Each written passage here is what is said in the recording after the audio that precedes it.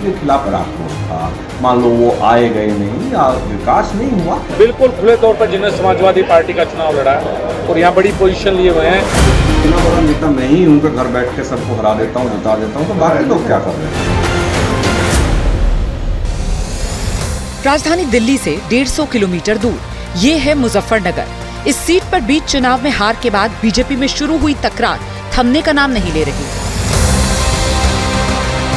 पूर्व केंद्रीय मंत्री और मुजफ्फरनगर सीट से प्रत्याशी संजीव बालियान और सरधना के पूर्व बीजेपी विधायक संगीत सोम के बीच वार पलटवार का नया दौर शुरू हुआ है। नतीजों के बाद संगीत सोम ने संजीव बालियान पर ऑस्ट्रेलिया में प्रॉपर्टी खरीदने समेत कई गंभीर आरोप लगाए, जिस पर बालियान खेमे की तरफ से जोरदार प्रतिक्रिया सामने आई। बालियान के करीबी बताए जा रहे संजीव सहरावत नाम के व्यक्ति ने संगीत सोम को लीगल नोटिस भेजा है। लीगल नोटिस में संगीत सोम से 10 करोड़ रुपए का हर्जाना मांगा गया है।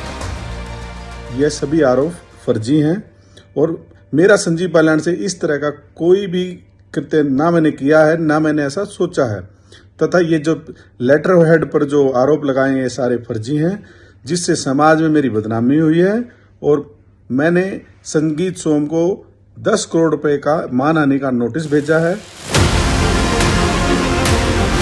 मुजफ्फरनगर की हार ने लखनऊ से लेकर दिल्ली तक हड़कंप मचा दिया है और अब संगीत सोम और संजीव बालियान की लड़ाई बीजेपी के अनुशासन वाले पार्ट से मेल नहीं खाती। मुजफ्फरनगर में समाजवादी पार्टी के हरिंदर मलिक ने संजीव बालियान को 24,672 वोट के अंतर से हराया। बीजेपी अभी नतीजों का आकलन कर रही है, लेकिन संजीव बालियान और संगीत सोम के बीच तू मैं शुरू हो गई, जो थमने का नाम ही नहीं ले रही। मैं उम्मीद करता हूँ कि कार्रवाई होनी चाहिए थी और आगे भी उम्मीद रखूंगा अपनी पार्टी से कि जो बिल्कुल खुले तौर पर जिन्होंने समाजवादी पार्टी का चुनाव लड़ा और यहाँ बड़ी पोजीशन लिए हुए हैं और सरकारी सुविधाएं भी ले रहे हैं, तो कृपया करके पार्टी, मेरा निवेदन रहेगा, पार्टी इस पर शायद ध्यान देगी और कार्रवाई निश्चित। अगर बालियान जी ऐसा कह रहे हैं तो मुझे नहीं लगता कि उन्हें ये कहना चाहिए, और कहना भी है तो पार्टी फोरम पे कहना चाहिए, उन्हें मीडिया के जरिए नहीं कहना चाहिए। मेरी जिम्मेदारी प्रदेश अध्यक्ष जी ने सरधना पे लगाई थी कि तुम सरधना देखो केवल, तो मैंने सरधना ही देखा ना, तो सरधना पे तो पार्टी नहीं हारी ना। वो बुढ़ाना पे हारे, वो चरथावल पारे, उनकी घर की सीट है, तो वो उनका चिंतन मनन ये होना चाहिए मैं अपने घर में क्यों हारा हूं, वो दूसरे के सिर पे ठीकरा ना।